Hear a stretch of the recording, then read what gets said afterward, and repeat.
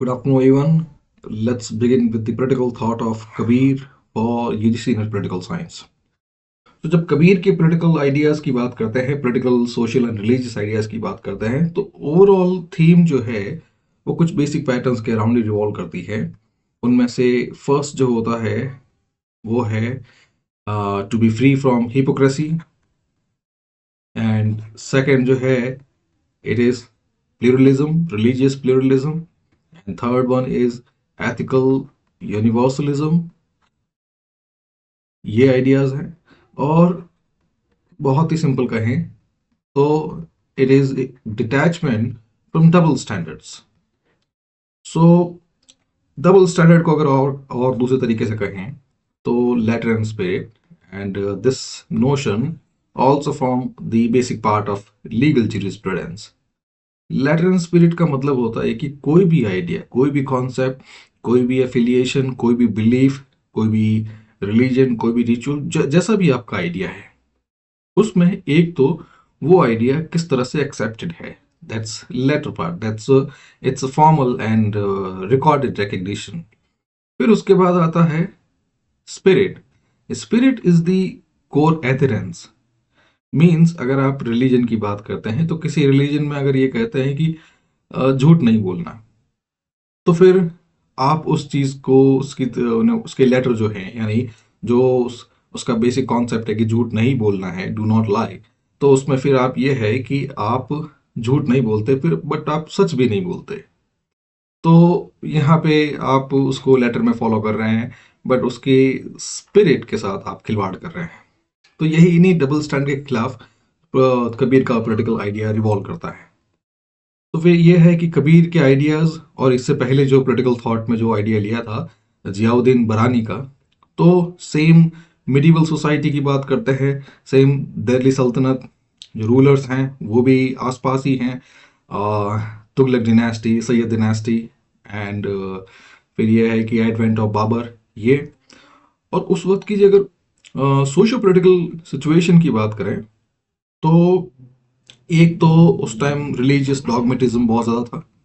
Religious डॉगमेटिज्म मतलब society जो थी उसमें रिलीजन का रिलीजन की जो प्रिविलेंस है, रिलीजन का जो परवर्जन है वो काफ़ी ज़्यादा था।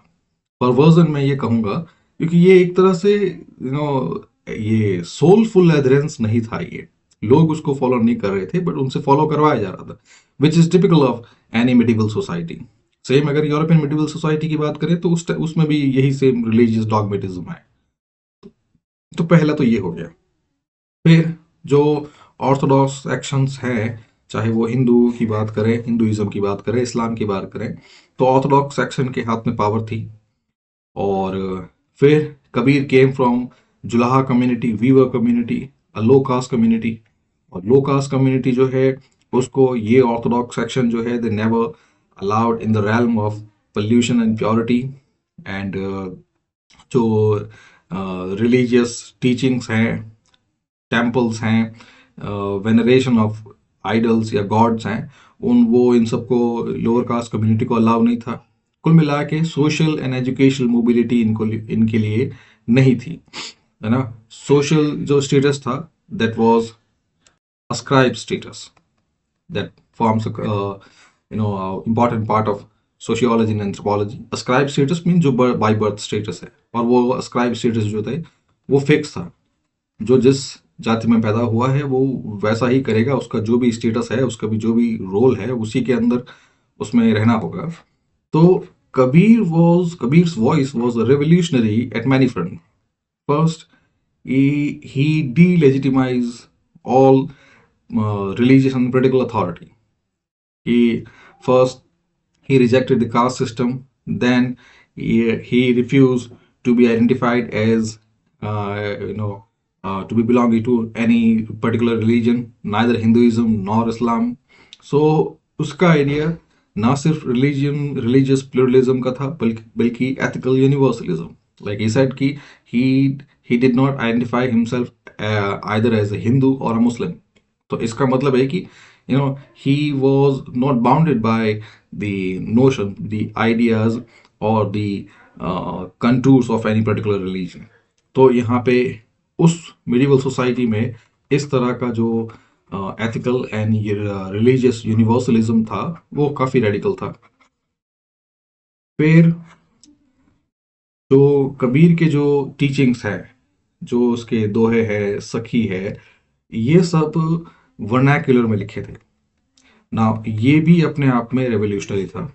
रीज़न ये है कि उस वक्त की जो मिडिवल सोसाइटी में जो कह सकते हैं जो अनहेल्दी ऑर्थोडॉक्सी चल रही थी, इस्लाम एंड हिंदुइज्म दोनों की, उसमें मेजर पावर जो है वो जिनके हाथ में थी, चाहे वो पुजारी कहें चाहे वो काजी कहें, वो सब संस्कृत या पर्शियन जो ऑफिशियल लैंग्वेजेस थी इन दोनों रिलीजन की, उसी के अंदर वो मानो उन टीचिंग्स को, जो जो वेद हो गए या फिर कलमा हो गया, जो कुरान हो गई, तो उन सबको उन्हीं उसी जो स्टैंडर्ड लैंग्वेज है उसके अंदर ही उसको बताया करते थे।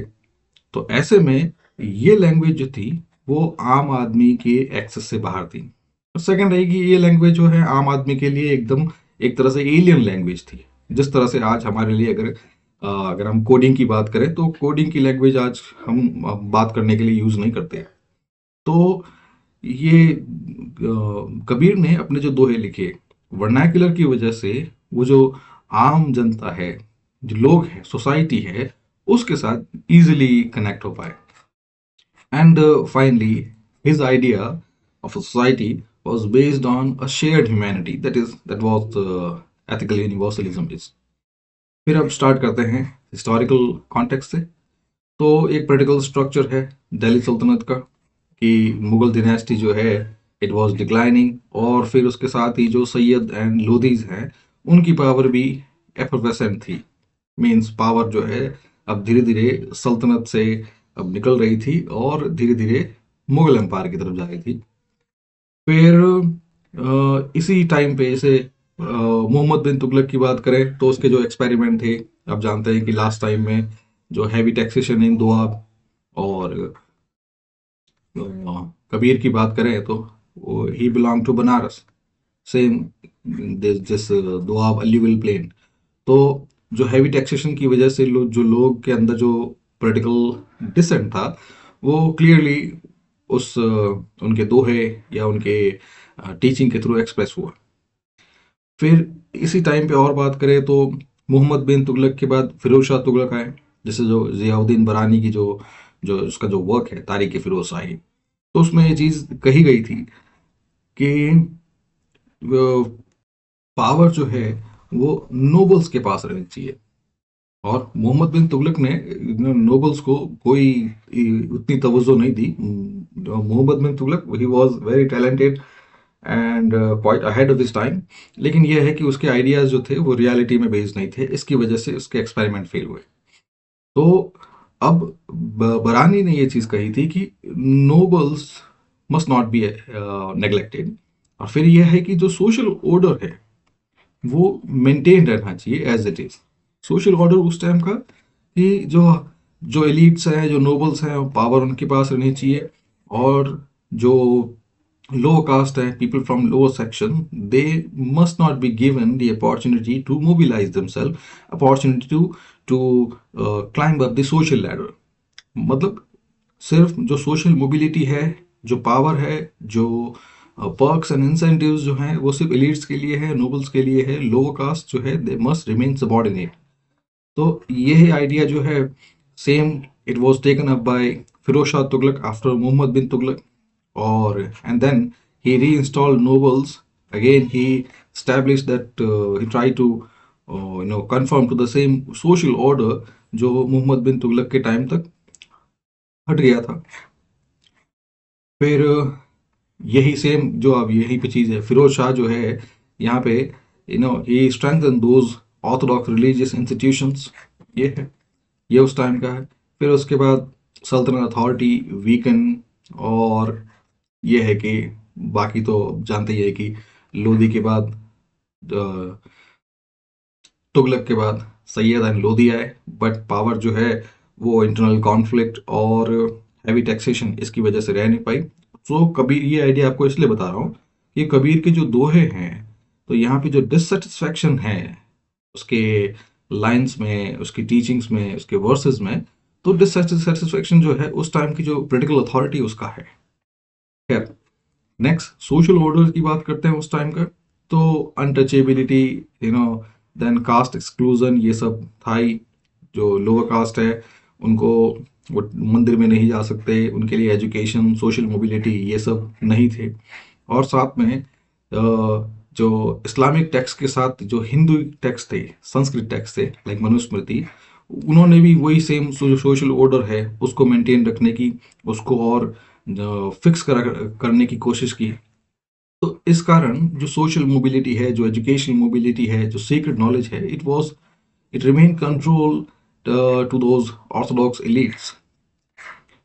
फिर नेक्स्ट हम इसमें देखते हैं कि आखिर ये सोशल ऑर्डर है जिस भी तरह से, चाहे वो जियाउद्दीन बरानी का जो थॉट का है उसकी बात करें, या फिर मनुस्मृति की बात करें, या ओवरऑल उस टाइम के 15th सेंचुरी के टाइम में जो जो सोसाइटी है, उसके जो ऑर्थोडॉक्स सेक्शंस है, उनको वो लेवरेज मिल कहाँ से रहा था?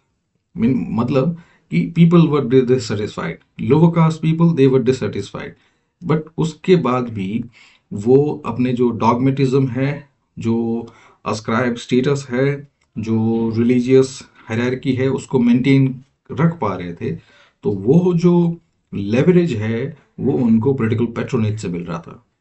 पॉलिटिकल पैट्रोनेज मतलब कि जो सुल्तान्स हैं, जो रूलर्स हैं, किंग्स हैं, वो अपनी पावर मेंटेन रखने के लिए उन ऑर्थोडॉक्स जो सेक्शंस हैं, रिलीजियस सेक्शंस, वेदर इस्लामिक और हिंदू, और हिंदू इंस्टीट्यूशन, इनको वो सपोर्ट कर रहे थे, इनको पैट्रोनाइज कर रहे थे, उनको ग्रांट्स दे रहे थे, लैंड लीजेस हो गई, डायरेक्ट मनी ट्रांसफर जो है वो दे रहे थे उनको, जो उस वक्त की जो भी करेंसी थी उसमें।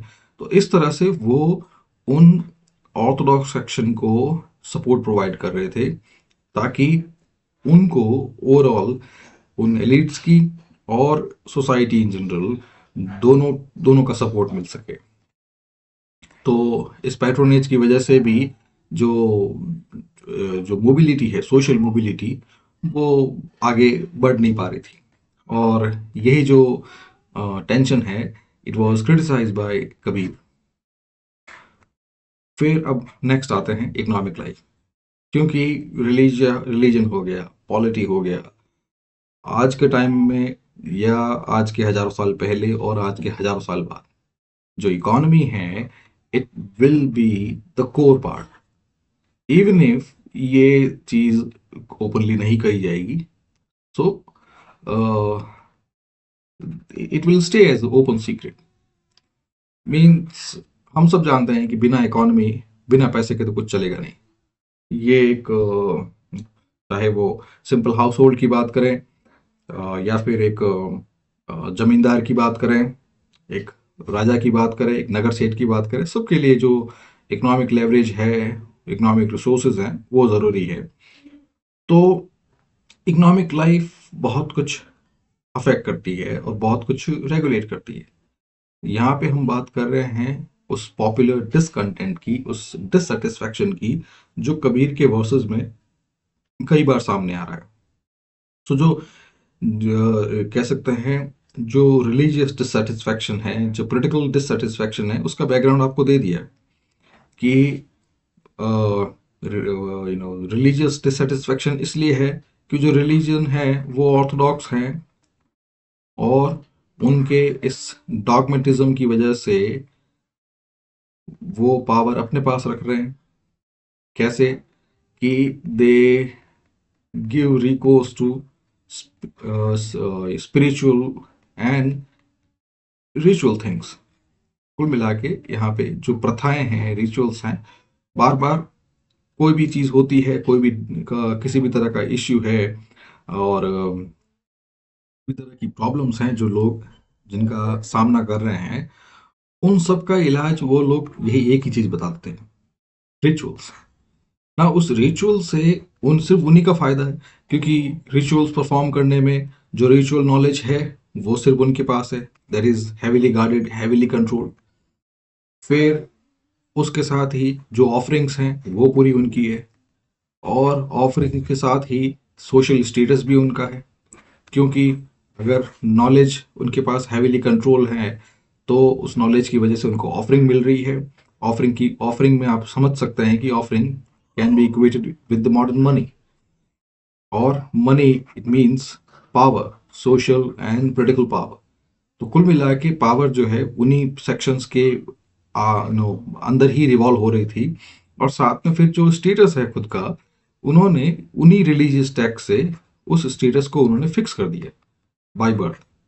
तो जो जो रिलीजियस टैक्स की या जो डॉगमेटिज्म की हम बात कर रहे हैं वो यही है, उसी फिक्स स्टेटस को लेकर है कि मोबिलिटी नहीं है।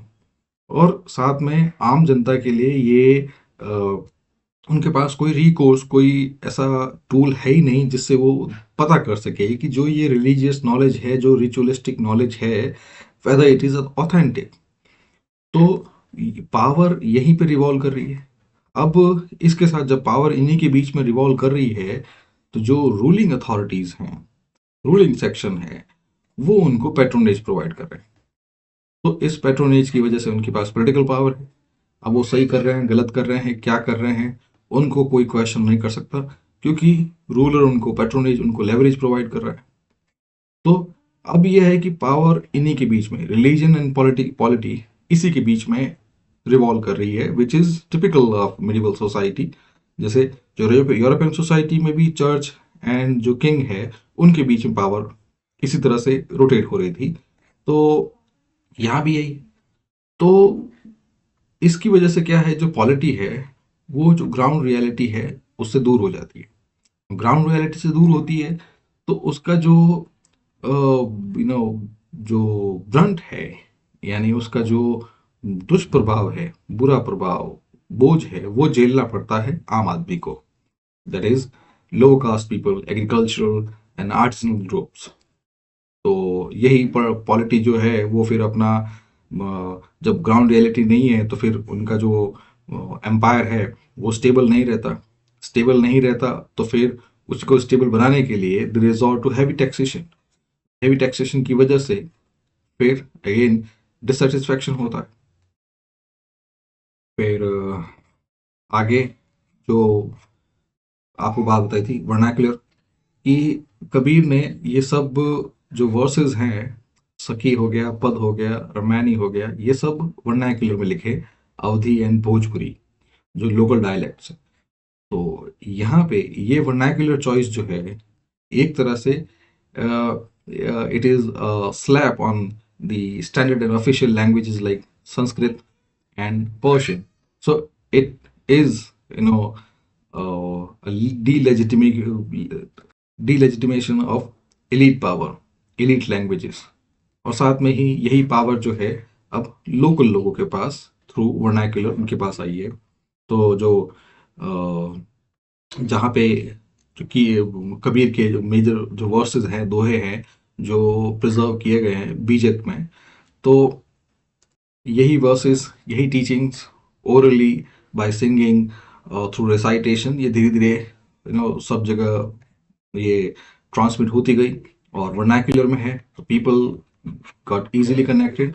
और एक तरह से इवन इफ ये कबीर ने ऐसा नहीं सोचा था, कबीर का आइडिया पॉलिटिकल नहीं था, बट फिर भी ये चीज एक तरह से एक पॉलिटिकल स्टैंड बन गया, एक रेडिकल स्टैंड।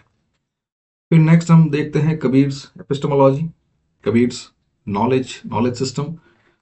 तो कबीर का नॉलेज जो है, फर्स्ट की he stood against all all kinds of hypocrisy, चाहे वो रिचुअल्स हो, चाहे वो टेक्स्ट, रिलीजियस टेक्स्ट हो, चाहे वो राइट्स हो, देन स्पिरिचुअल प्रैक्टिसेस हो। तो जो भी उस वक्त के जो रिलीजियस सेक्शंस ऑफ प्रोफेस कर रहे थे, बता रहे थे एक जीने के लिए क्या चाहिए, समस्याओं का क्या निवारण है, ईश्वर की भक्ति कैसे की जाए, तो ये सब चीजें ये कबीर के ज्ञान से बाहर की। कबीर ने इन सबको रिजेक्ट किया। और दूसरी ये भी थी कि जो भी ये नॉलेज थी यहाँ पे, जो भी रिचुअल्स हो गए, टेक्स्ट हो गए, जो भी प्रथाएं हो गई, जो भी हवन हो गए, या फिर जो भी कह सकते हैं पिलग्रिमेजेस हो गए, या स्पिरिचुअल प्रैक्टिसेस हो गई, तो ये सब ऑलरेडी जो सेक्शंस हैं, एलिट सेक्शंस हैं, रिलीजियस सेक्शंस, वो कंट्रोल कर रहे थे थ्रू संस्कृत एंड पर्शियन। तो यहाँ पे जैसे ब्राह्मण्स जो है वो सब वेद पुराण उपनिषद उन सब की टीचिंग उनके पास थी, वो भी संस्कृत में करते थे। और जो उलेमा है, जो इस्लामिक स्कॉलर्स, वो सब पर्शियन के अंदर। तो इस तरह से जो कह सकते हैं रिलीजन जो है, इट हैड अ कॉस्ट, और वो एक्सेस जो है वो लोगों के पास नहीं था। तो इस तरह के जितने भी प्रैक्टिसेस हैं उन सबको कबीर ने रिजेक्ट ही किया है। और जैसे temple worship and idol veneration, इन दोनों को भी कबीर ने रिजेक्ट किया। हिज आइडिया वाज सिंपल कि स्टोन इमेजेस जो है वो, उनके अंदर कोई सच नहीं होता। और ये हम आज के टाइम हम समझते हैं कि मंदिर वगैरह होते हैं, तो बट ये है कि मंदिर हो गया, गुरुद्वारा हो गया, चर्च हो गया, या फिर ये मस्जिद हो गई, जितने भी रिलीजियस प्लेसेस हैं, तो वो एक तरह से एक फॉर्म प्रोवाइड करते हैं, एक प्लेस प्रोवाइड करते हैं जहाँ पे लोग अपनी स्पिरिचुअलिटी उनको एक्सेस कर सकें। और आज के टाइम में तो सारी प्लेसेस जो हैं they are open to everyone, तो इस तरह से कोई बाउंडेशन वगैरह है नहीं। बट फिर भी आज के टाइम भी आइडिया वही है कि ये प्लेसेस जो है, ये आपके उस जो रिलीजियस साइड है, जो वेनरेशन साइड है, जो आपकी ऑफरिंग या होमेज है, उस होमेज के लिए आपको एक प्लेस प्रोवाइड करते हैं, ताकि आप उस अनप्रिडिक्टेबल स्टेज के अंदर उस अनप्रिडिक्टेबल आइडिया को, है ना, एक फॉर्म दे सके, एक उसको चैनलाइज कर सके किसी मूर्त रूप में। तो मूर्ति का मतलब ही वही होता है कि ईश्वर की भक्ति हर कोई चाहता है, ईश्वर के नजदीक जाना हर कोई चाहता है, लेकिन उसके लिए आपको इस ईश्वर का आइडिया जो है वो एक फिक्स फॉर्म में चाहिए। अदरवाइज जब ईश्वर की बात करें तो पूरा यूनिवर्स ही ईश्वर है। और पूरा यूनिवर्स मतलब आप जानते हैं, पूरा यूनिवर्स मतलब उसके अंदर 10⁻11 गैलेक्सीज हैं, और 10⁻1 एंड 121 ये स्टार्स हैं। तो हम समझ सकते हैं कि कितने सारे प्लैनेट्स, कितना बड़ा यूनिवर्स है, और ये सारा का सारा यूनिवर्स जो है वो ईश्वर है। तो ऐसे में उस आइडिया को कॉम्प्रिहेंड करने के लिए और प्रॉपर होमेज प्रोवाइड करने के लिए वो मूर्त रूप दिया गया। बट ये हम आज का आइडिया जो हम समझ रहे हैं, उस वक्त कबीर के टाइम में तो ये एक तरह से कह सकते हैं रिचुअल कंपल्शन बन गया था। और ये रिचुअल कंपल्शन जो है वो लोअर कास्ट के तो एक्सेस में था ही नहीं। मतलब अगर लोगों को उस मूर्त रूप से मिलना है, तो उसके लिए जो इंटरमीडिएरी है, जो ऑर्थोडॉक्स प्रीस्ट वगैरह है, उनके थ्रू ही वो अपने जो ईश्वर को अपनी बात कह सकते हैं, या ईश्वर को अपनी रेस्पेक्ट, अपनी ऑफरिंग प्रोवाइड कर सकते हैं। तो इस रिचुअल कंपल्शन की वजह से सबसे ज़्यादा फायदा सिर्फ उन प्रीस्ट को ही हो रहा था, उन उलेमा का ही हो रहा था। और जो गरीब लोग हैं, जो जो रिचुअल सर्विसेज हैं, रिचुअल फीस हैं, ऑफरिंग्स हैं, जिनको अफोर्ड नहीं कर सकते, तो उनके हिसाब से तो ईश्वर जो है उनके एक्सेस से बाहर है। तो ये कबीर ने आइडिया भी रिजेक्ट किया। और सिमिलर यही सेम जो है, ना सिर्फ हिंदू रिचुअल्स बल्कि इस्लामिक रिचुअल्स, इन दोनों को क्रिटिसाइज किया। जो ओबीडियंस टू शरिया है, या फिर जो पिलग्रिमेज टू मक्का है, ये सब, और जो नमाज, जक़ात, हज, ये जितने भी पांच उनकी जो डेली इस्लामिक प्रैक्टिसेस हैं, उनको भी रिजेक्ट किया। और ये आइडिया जो शुरू में बताया था कि he refuse to identify himself as either Hindu और मुस्लिम, तो यहाँ पे उसका आइडिया जो है वो शेयर्ड ह्यूमैनिटी या फिर एथिकल यूनिवर्सलिज्म का था। और ये सब जो है, उसकी जो होल एपिस्टेमोलॉजी है, होल जो नॉलेज सिस्टम है, it clearly delegitimize elite control, delegitimize orthodoxy, delegitimize the ritualistic compulsion or ritualistic control over knowledge, over God, over the whole world. फिर अब नेक्स्ट सोशल क्रिटिसिज्म पे बढ़ते हैं।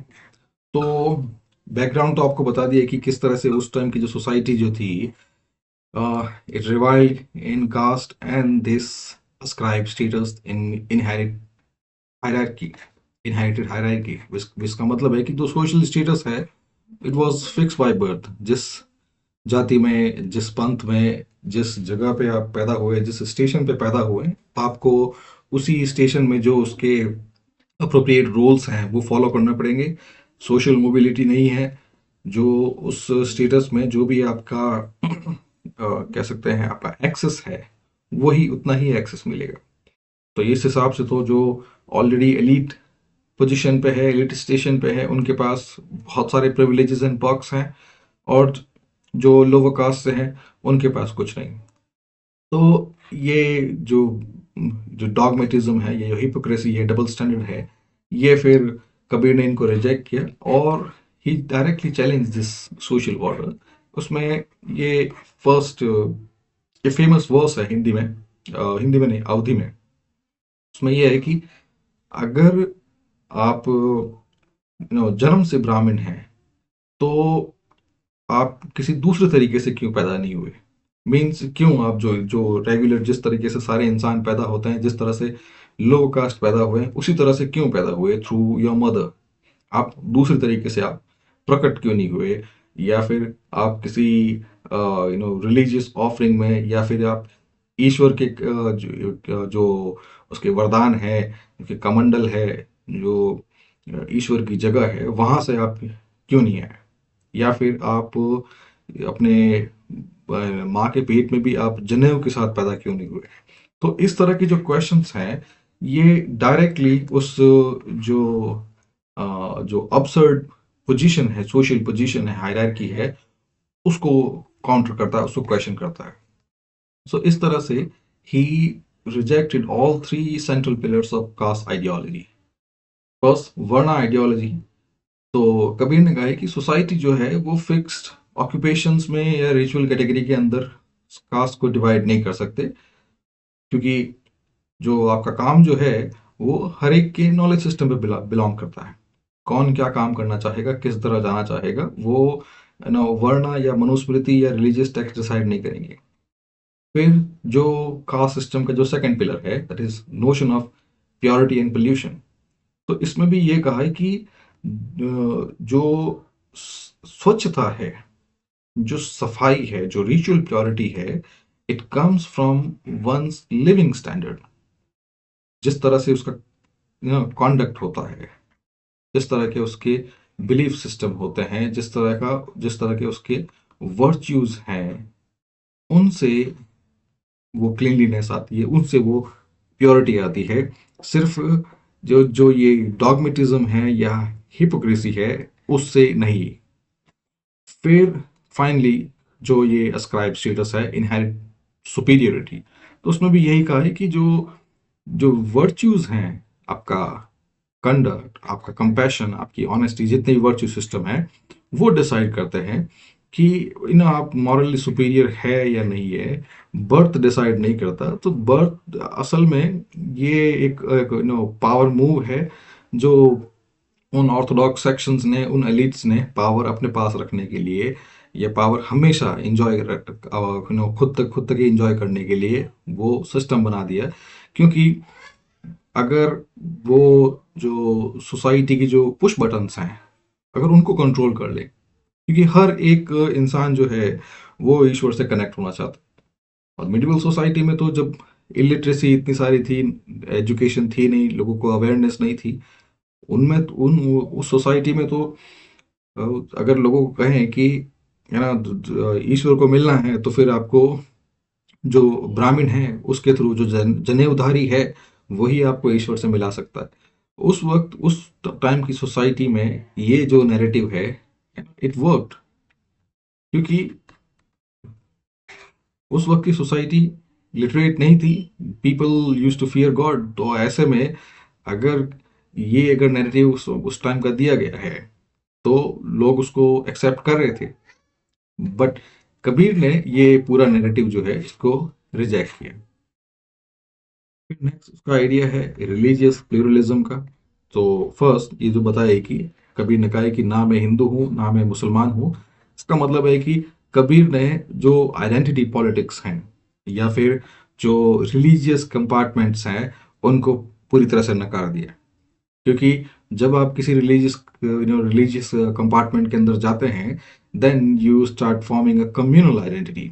और कम्युनल आइडेंटिटी जो है, फिर जो रिलीजियस सेक्शंस जो है, जो सोसाइटी का जो ऑर्गेनाइजेशन है, it tries to brain wash you into different thing that are unrelated to any particular religion. जो अगर आप देखेंगे आज के टाइम में भी, प्रेजेंट टाइम में भी, जो कम्युनल पोलराइजेशन है या जो कम्युनल फ्रिक्शंस हैं, उनका जो असल में वास्ता जो है वो किसी रिलीजियस टीचिंग से होता ही नहीं है। फिर नेक्स्ट आइडिया एथिकल यूनिवर्सलिज्म। सो एथिकल यूनिवर्सलिज्म का मतलब होता है कि फर्स्ट आपके जो कंडक्ट्स हैं, आपके जो वर्च्यूज हैं, आपका जो रियल मॉरल कैरेक्टर है, ये डिपेंड, ये बताता है कि असल में आपका स्टैंड क्या रहेगा। आप आपका मॉरल स्टैचर कैसा है। और वो मॉरल स्टैचर आपका तभी बन पाएगा when you work with ethics. जब आपके अंदर सही और गलत ये करने का आपके अंदर एक पैमाना हो और आप सही का साथ दें, वही होता है वही होती है एथिकल लिविंग। और एथिकल यूनिवर्सलिज्म मीन्स ये जो सही और गलत जो है, ये आपका किसी कास्ट पे, किसी स्टेटस पे, किसी रिलीजियस आइडेंटिटी पे, इस पे बेसिस बेस्ड नहीं होना चाहिए। एथिकल यूनिवर्सलिज्म मीन्स क्या सही है और क्या गलत है, वो सबके लिए है, सारे इंसानों के लिए है, चाहे वो किसी भी जगह का, किसी भी क्लास का, किसी भी रिलीजन का, किसी भी जेंडर का हो। और इसी के साथ जो रिलीजियस नेशनलिज्म है उसका उसको भी रिजेक्ट किया। तो जैसे आज के टाइम में आइडेंटिटी पॉलिटिक्स देखते हैं या कम्युनल पोलराइजेशन हम जो देखते हैं, तो यही सेम जो है कबीर के टाइम में भी जो कम्युनल फ्रिक्शंस होते थे। क्योंकि यही जो दो ऑर्थोडॉक्स सेक्शंस हैं जो आज के टाइम में एक दूसरे में आग लगाते हैं, वो उस टाइम भी आग लगाते थे, ताकि उनका जो रेलेवेंस है वो बना रहे। ये एक साइकोलॉजिकल कॉन्सेप्ट है ना। जितनी भी नार्सिसिस्टिक पर्सनालिटीज होती है, specially those who want to keep themselves in the loop, keep themselves relevant in the system, so उसके लिए वो सोसाइटी में इस तरह की जो यू नो डर्टी गेम्स जो होते हैं, साइकोलॉजिकल गेम्स, वो यूज करते हैं ताकि एक दूसरे को लड़ा सके।